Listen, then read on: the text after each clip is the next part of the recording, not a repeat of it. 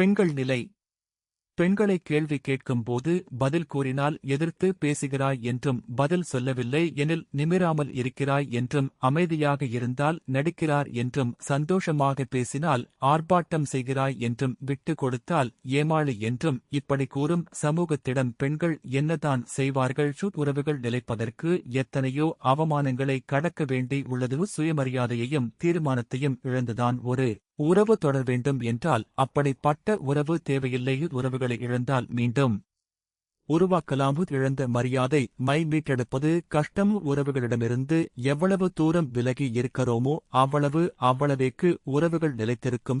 எவ்வளவு குறைவான பாசத்தை காட்டுகிறோமோ அவ்வளவுக்கு மன நிம்மதி கிடைக்கும். அடுத்தவர் கண்ணீரை பார்க்கும் போது விதி என்று கூறிவிடுவோம். அந்த கண்ணீர் நம் வீட்டுக்குள் விழுந்தால் ஏன் கடவுளே என வானத்தை பார்த்து கேட்கிறோம். அடுத்தவர் வலி செய்த பாவத்தின் பலன் என் சொல்லும் மனசு.